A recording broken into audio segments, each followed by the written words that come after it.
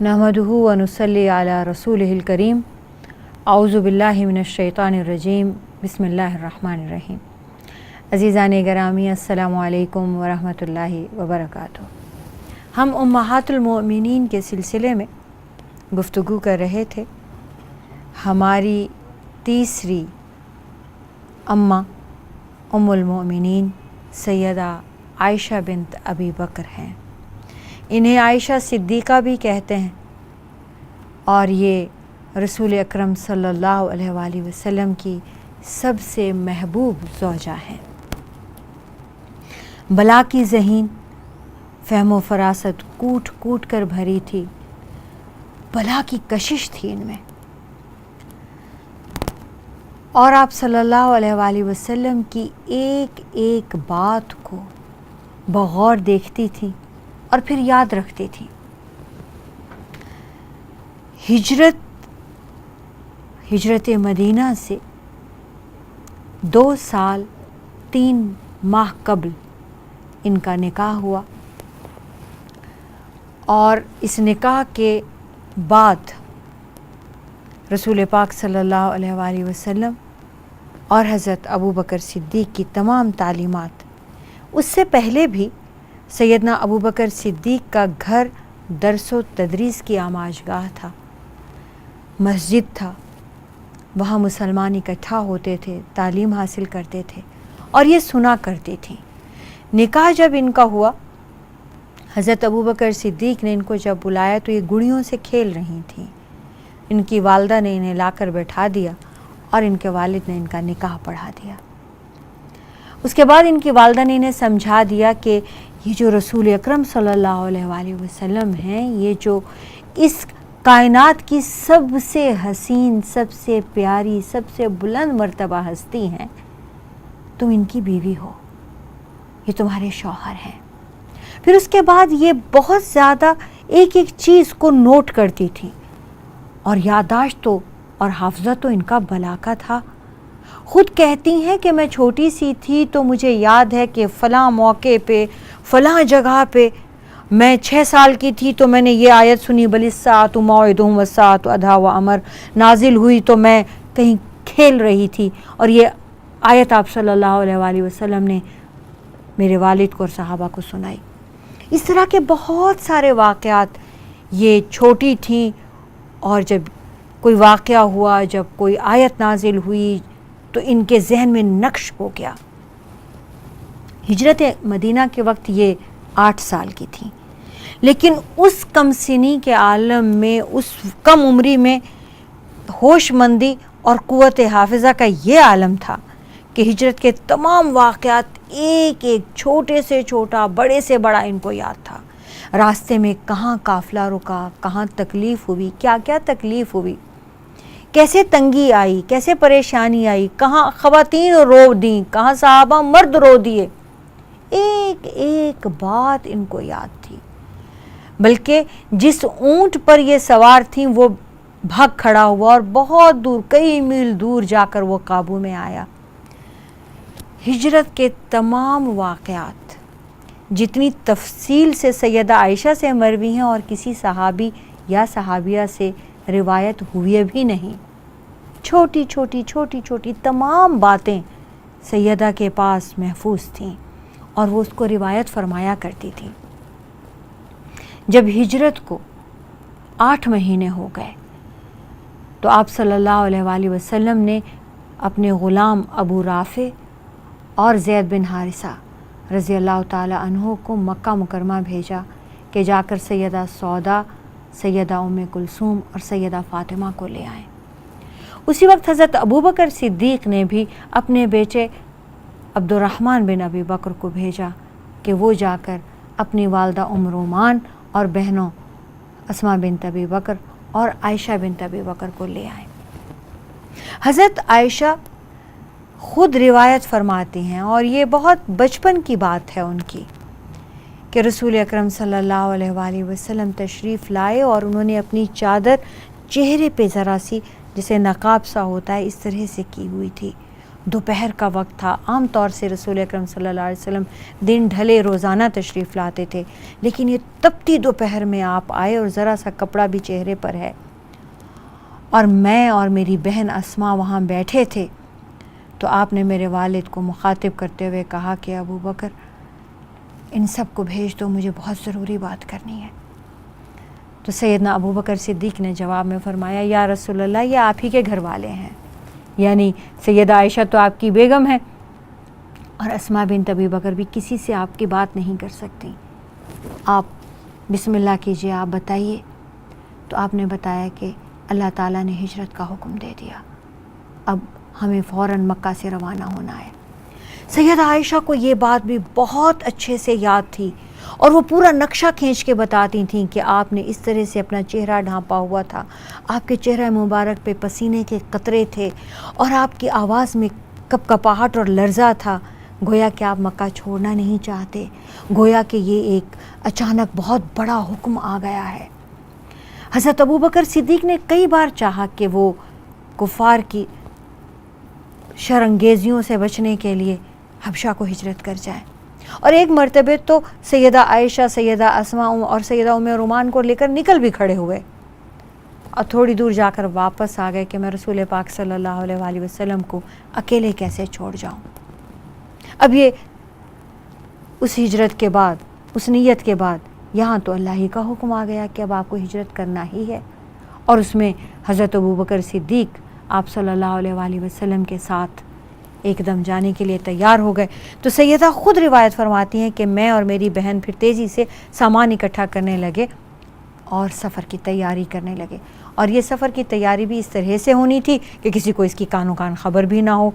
جب آپ صلی اللہ علیہ وآلہ وسلم نے یہ بتا دیا تو عزیزان گرامی یہاں ایک بات بہت قابل غور ہے کہ ایک بچی جس کی عمر 8 سال ہے، جو ام المومنین بنی اور بعد میں یہ سب سے بتا رہی ہیں، اس وقت بھی ان کی فہم و فراست کا یہ عالم ہے کہ انہیں یہ پتہ ہے کہ یہ اللہ کا حکم ہے اور کسی بندے کے سامنے اس کا تذکرہ کرنا ہی نہیں، اور تیاری بھی اس طرح سے کرنی ہے اور بھیجنا بھی اس طرح سے، اور بعد میں بھی ایسے رہنا ہے کہ کسی کو کانوں کان خبر نہ ہو کہ ان کو معلوم ہے کہ وہ ہجرت کر گئے ہیں، ان کو معلوم ہے کہ وہ کہاں ہیں.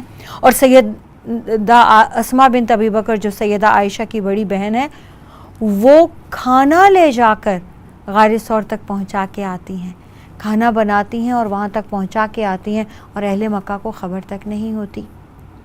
یہ ذہانت، یہ فہم و فراست یہ سیدہ عائشہ ہی کے حصے میں تھی. سیدہ عائشہ اس وقت جب حضرت ابو بکر نے اپنے بیٹے کو بھیجا تو یہ بھی اسی وقت، اسی زمانے میں انہوں نے بھی ہجرت فرمائی. مدینہ منورہ میں آئیں تو حضرت سودا اور حضرت ام کلثوم اور حضرت فاطمہ کے لیے تو رسول اکرم صلی اللہ علیہ وآلہ وسلم نے حجرہ تعمیر کرا لیا تھا، لیکن یہ اپنے رشتہ دار کے گھر رکیں. اس وقت تک حضرت ابو بکر صدیق نے ان کے لیے کوئی حجرہ، کوئی گھر بار، کوئی تعمیر نہیں کرایا تھا. وہ صرف رسول پاک صلی اللہ علیہ وسلم کے ساتھ تھے اور ان کے حجروں کی، مسجد نبوی کی تعمیر میں مصروف تھے. جو ہی مسجد نبوی کا ڈھانچہ تیار ہوا کہ مسلمان اب اس میں اہل مدینہ بیٹھ سکتے ہیں، نماز پڑھ سکتے ہیں، خطبہ سن سکتے ہیں، اور آپ صلی اللہ علیہ وسلم کے لیے حجرہ تیار ہو گیا، تو انہوں نے اپنے خاندان کو، اہل خانہ کو بلوا لیا. جب تشریف لے آئیں حضرت ابو بکر صدیق کو بھی اور اکثر مہاجرین کو مدینہ منورہ کی آب و ہوا راس نہیں آئی، تو سیدنا ابو بکر صدیق بیمار ہو گئے. حضرت عائشہ نکاح میں تو تھیں، بیوی تو تھیں، آپ صلی اللہ علیہ وآلہ وسلم کے پاس آئیں اور آ کر اپنے والد کی بیماری کی شکایت کی. آپ صلی اللہ علیہ وسلم نے انہیں تسلی دی اور فرمایا کہ آپ تشریف لے جائیں، آپ بالکل مطمئن ہوں، گھبرائیں نہیں، آپ کے والد کو کچھ نہیں ہوگا. اور ان کے سامنے بیٹھ کر دعا فرمائی کہ الہی ابو بکر صدیق کو شفا عطا فرما. اس کے بعد یہ گھر تشریف لائیں اور بہت خوش کہ اب میرے والد کو کچھ نہیں ہوگا. رسول اکرم صلی اللہ علیہ وسلم نے تسلی عطا کر دی. خود بیمار ہو گئی. اس بیماری میں ان کے سارے بال جھڑ گئے. آج کل ہم اسے ٹائیفائڈ کہتے ہیں. اس زمانے میں مدینہ منورہ کا بخار دنیا میں جتنے ایریاز اس وقت تھے ان میں سب سے برا مانا جاتا تھا۔ اس بخار میں اکثریت تو وفات پا جاتی تھی اور جو بچتے تھے ان پر سائیڈ ایفیکٹس بہت زمانے تک رہتے تھے۔ حضرت ابوبکر صدیق نے دیکھا کہ سیدہ عائشہ کی اٹھان بہت اچھی اٹھان مانی جاتی تھی، یہ 9 سال کی عمر میں، یہ 8 سال کی عمر میں، یہ 7 سال کی عمر میں اپنے سے دگنی عمر کی لگتی تھیں۔ جب یہ 8 سال کی تھیں تو 15-16 سال کی بچیاں ان کی ایج کی لگتی تھیں، یہ ان کے مطابق لگتی تھیں۔ تو جب یہ بیمار ہوئیں، انہیں بخار ہوا تو اس میں ان کے سارے بال جھڑ گئے، ان کا رنگ سیاہ ہو گیا اور یہ بہت دبلی ہو گئیں۔ تو حضرت ابوبکر صدیق کو بہت خوف آیا کہ یہ کیا ہو گیا، یہ تو بہت بھلا کی کشش والی، بہت خوبصورت اور بہت صحت مند تھی، ایک دم یہ تو بدل گیا، اب کیا ہوا؟ یہ ایک دم آئے اور آپ صلی اللہ علیہ وسلم سے کہنے لگے یا رسول اللہ اپنی امانت لے جائیے، اپنی بیوی لے جائیے، وہ تو اس قدر بیمار ہو گئی ہیں کہ مجھے یہ وہم سا ہونے لگا ہے کہ ان کی تو شکل صورت صحت سب بدلتی جا رہی ہے، آپ کی امانت میں آپ کے حوالے صحت مندی کے ساتھ کر دیتا تو اچھا تھا، اب بیمار ہیں مگر اب آپ اپنی امانت لے جائیے۔ آپ صلی اللہ علیہ وآلہ وسلم مسکرا دیے اور انہیں واپس بھیج دیا کہ انشاءاللہ یہ ٹھیک ہو جائیں گی، یہ انہیں شفا ملنے دیجیے، تسلی رکھیے، میری امانت ابھی اپنے پاس رکھیے، کچھ دن اور رکھ لیجیے۔ سیدہ عائشہ جب بالکل ٹھیک ہو گئی اور آپ صلی اللہ علیہ وآلہ وسلم کے پاس حضرت ابوبکر صدیق پھر تشریف لائے، کہنے لگے یا رسول اللہ اپنی امانت اپنی بیوی لے جائیے۔ عزیزان گرامی، صدقے جائیں ان ہستی کے جو دونوں جہانوں کے مالک، رحمت للعالمین، ان کے پاس 500 درہم حق المہر جو انہوں نے باندھی تھی وہ بھی ادا کرنے کو نہیں تھے۔ کہنے لگے ابوبکر میں نے آپ کو بھیج دیا تھا کہ ابھی کچھ دیر اور رکھیے، اس کا مطلب یہ نہیں تھا کہ میں صرف ان کو صحت مندی کے زمانے میں ہی رخصت کرا کے لا سکتا تھا، عائشہ کی تیمارداری میں خود بھی کر سکتا تھا، میرے پاس حق المہر دینے کے لیے رقم نہیں تھی اور وہ ابھی بھی نہیں ہے، آپ ایسا کریں انہیں کچھ دن اور رکھیں۔ حضرت ابوبکر صدیق نے جواب دیا یا رسول اللہ آپ مجھ سے ادھار لے لیں اور عائشہ کا مہر دے دیں اور عائشہ کو لے جائیں، وہ بڑی مشکل سے صحت مند ہوئی ہیں اور مجھے مدینہ کی آب و ہوا سے ڈر لگتا ہے، کہیں وہ پھر بیمار نہ ہو جائیں، آپ اپنی امانت مجھ سے لے لیں۔ عزیزان گرامی، یہاں ایک سوچنے کی بات ہے، میں بہت جرت سے ایک بات کہنا چاہتی ہوں اور مجھے یقین ہے کہ آپ لوگ مجھے معاف کر دیں گے۔ مجھے ایک بات بتائیے، اللہ کا حکم ہے حق المہر دینا اور رسول اکرم صلی اللہ علیہ وآلہ وسلم حضرت ابوبکر صدیق سے فرما رہے ہیں کہ میرے پاس مہر ادا کرنے کو پیسے نہیں ہیں۔ سیدنا ابوبکر صدیق فرما رہے ہیں یا رسول اللہ مجھ سے ادھار لے لیجئے اور عائشہ کو ان کا مہر دے دیجئے۔ نعوذ باللہ، نعوذ باللہ، کیا ابوبکر صدیق رضی اللہ تعالی عنہ کو رسول اکرم صلی اللہ علیہ وآلہ وسلم پر اس درجہ بھروسہ نہیں تھا جتنے بھروسے کے دعوے دار آج کے مسلمان مرد ہیں؟ نعوذ باللہ، میں پھر توبہ کرتی ہوں۔ مجھے ایک بات بتائیے، انہوں نے آج کی طرح یہ بات نہیں کہی نا کیونکہ حق المہر اللہ کا حکم تھا؟ ہم نے آج یہ عجیب پروپیگنڈا شروع کر دیا ہے، ہمیں محبت ہے، ہمیں بھروسہ ہے، ہمیں اعتماد ہے، تو ہم اللہ کا دیا ہوا حکم بڑے آرام سے عورت کو جو اللہ نے ایک حق اختیار اور حکم دیا ہم اس کو یہ بھروسے کا، اعتماد کا نام دیتے ہوئے کہہ دیتے ہیں اس کی ضرورت ہی نہیں۔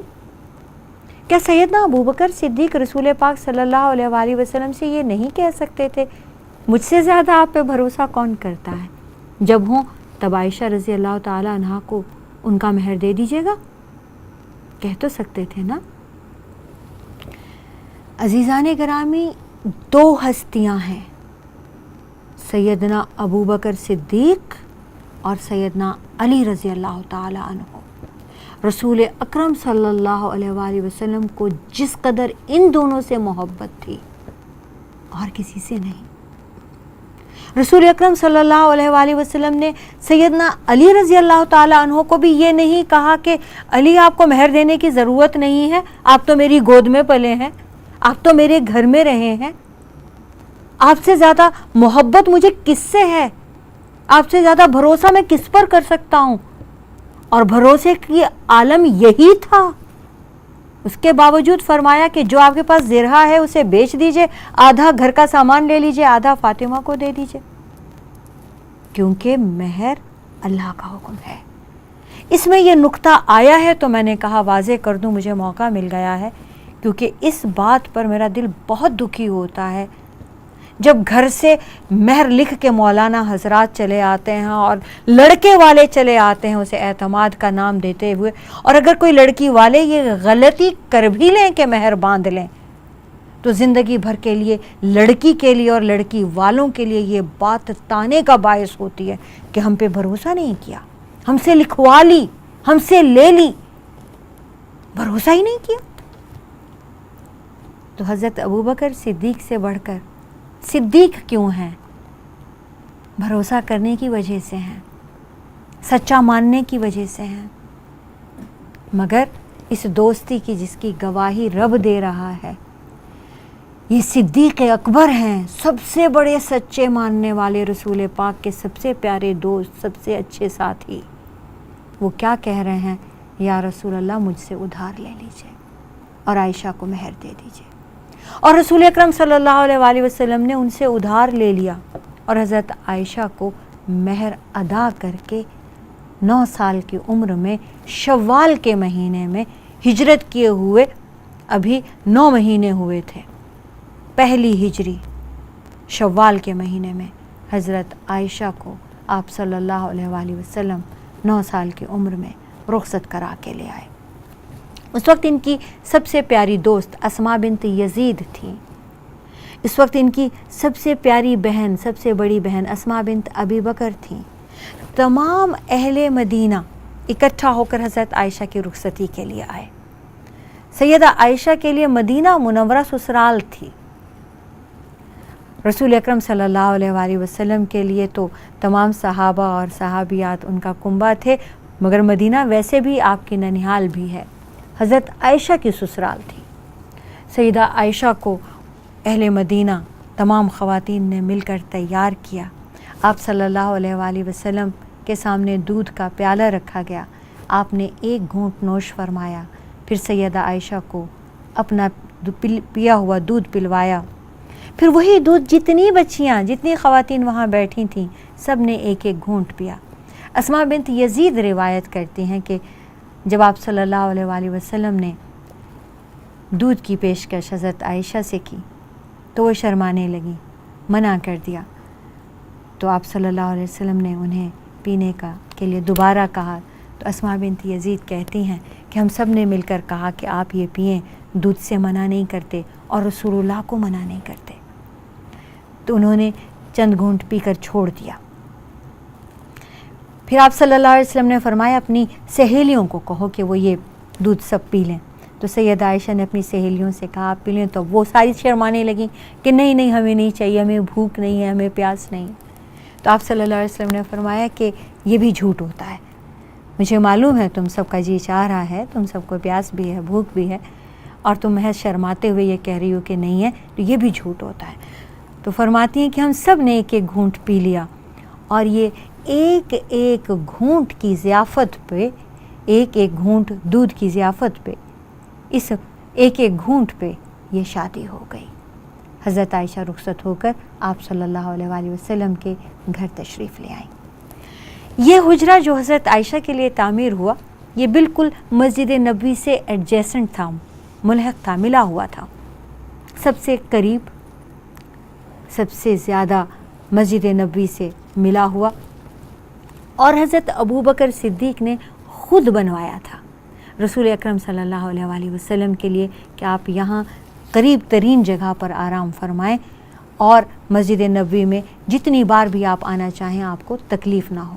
تو اس وقت کچھ یتیموں کی اراضی تھی جس کو لے کر مسجد نبوی میں بھی ڈالا گیا، جس کو لے کر حجرہ مبارک میں بھی ڈالا گیا. اور اس وقت کے مسلمانوں میں سب سے زیادہ سیدنا عثمان رضی اللہ تعالی عنہ نے مالی امداد کی حجروں کی تعمیر میں، اور مسلمانوں کے لیے جتنی بھی جگہ کی ضرورت تھی، پانی کی ضرورت تھی، جس چیز کی بھی.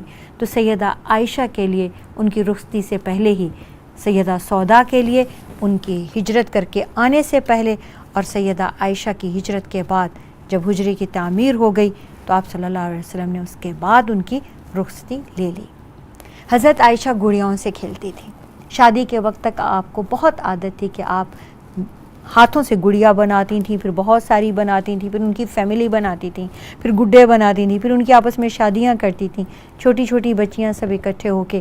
اور حضرت عائشہ بھی بہت سوشل تھیں، بہت زیادہ دوستیاں کرتی تھیں، بہت زیادہ بات چیت کرنا پسند کرتی تھیں، کھیلتی تھیں، کھیل کود پسند کرتی تھیں. تو رسول اکرم صلی اللہ علیہ وسلم ان کی اس عادت سے بھی پیار کرتے تھے اور ان کے کھیلنے کا اہتمام کرتے تھے. اور اگر کبھی کسی دن دیکھتے کہ وہ خاموش بیٹھی ہیں تو ان کی سہیلیوں کو خود بلا کر لے آتے اور ان کے ساتھ کھیلنے کی دعوت دیتے. اور جب وہ کھیل کر تھک چکتی تو پھر جو بھی میسر ہوتا ان کو کھانے پینے کو بھی دیتے اور پھر خود پہنچا کر بھی آتے تھے. ایک مرتبہ سیدہ عائشہ کی رخصتی ہو چکی تھی اور کوئی لوگ لڑکے تماشا دکھا رہے تھے. سیدہ عائشہ کو آواز آئی تو پوچھنے لگیں کہ یہ باہر کیا ہو رہا ہے. جب انہوں نے چند ایک مرتبہ پوچھا تو رسول اکرم صلی اللہ علیہ وسلم نے فرمایا کہ آؤ میں تمہیں دکھاؤں. اور آپ کھڑے ہو گئے اور فرمایا میری اوٹ میں کھڑے ہو کے دیکھو. اور سیدہ عائشہ گھنٹوں تماشا دیکھتی رہیں. آپ صلی اللہ علیہ وآلہ وسلم کھڑے رہے. ایک بار بھی نہیں پوچھا کہ آپ نے دیکھ لیا، اب وہی تماشا ریپیٹ ہو رہا ہے، بار بار ہو رہا ہے، دیکھ چکی، یا میں تھک گیا، یا اب چلتے ہیں. نہیں، جب تک کہ سیدہ عائشہ نے خود تھک کے نہیں کہہ دیا بس اب چلتے ہیں، اب میں نے دیکھ لیا، اب میں تھک گئی. رسول اکرم صلی اللہ علیہ وآلہ وسلم ان کی چھوٹی چھوٹی خواہشات کا بھی اس طرح سے خیال فرماتے تھے. سیدہ عائشہ کو آپ صلی اللہ علیہ وسلم نے تیر اندازی سکھائی، گھڑ سواری سکھائی، نیزہ بازی سکھائی. سیدہ عائشہ کو آپ صلی اللہ علیہ وآلہ وسلم سے نکاح کے بعد سے رخصتی تک کے 3 سالوں میں بھی آپ نے قرآن مجید پڑھنا سیکھا. سیدہ عائشہ کو حفظ نہیں تھا، دیکھ کر تلاوت کرتی تھیں، لیکن جب ہجرت کر کے جب رخصت ہو کر آئیں تو دیکھا کہ حضرت سودا زبانی پڑھتی ہیں. رسول اکرم صلی اللہ علیہ وآلہ وسلم کو جب بھی کوئی وحی آتی ہے آپ صحابہ کو بتاتے ہیں تو سیدہ سودا پڑھ رہی ہیں، سیدہ ام کلثوم پڑھ رہی ہیں، سیدہ فاطمہ رضی اللہ تعالیٰ عنہ، ان کو زبانی یاد ہو جاتا ہے. تو سیدہ عائشہ کی تو یادداشت اور حافظہ اور ذہانت بہت زیادہ تھی باقی لوگوں کی نسبت. تو انہوں نے کہا میں کیوں نہ یاد کروں. انہوں نے اس کے بعد سے یاد کرنا شروع کیا. آپ صلی اللہ علیہ وآلہ وسلم کو اندازہ تھا، خود حضرت ابو بکر جن کا اپنا نام عبداللہ تھا بہت اچھے اشعار کہتے تھے. سیدہ کو یہ والا وصف تو اپنے والد سے ملا تھا، گفتگو کا وصف سیدہ عائشہ کو اپنی والدہ والد دونوں سے حاصل تھا. اب رسول اکرم صلی اللہ علیہ وآلہ وسلم کی صحبت نے اس میں 4 چاند لگا دیے. بہت عمدہ گفتگو کرتی تھی. اب اس کے ساتھ ساتھ جب آپ صلی اللہ علیہ وآلہ وسلم کو یہ پتہ چلا کہ سیدہ عائشہ کو لکھنے پڑھنے کا بھی شوق ہے تو آپ نے ان کے لیے اہتمام کیا تاکہ وہ لکھنا پڑھنا سیکھ سکیں. وفد آتے تھے مدینہ میں اور جو بھی لوگ اس زمانے کے تھے جو لکھنا پڑھنا جانتے تھے ان کو آپ نے مقرر فرمایا کہ سیدہ عائشہ کو لکھنا اور پڑھنا سکھائیں. وآخر دعوانا ان الحمد للہ رب العالمین. السلام علیکم ورحمۃ اللہ وبرکاتہ.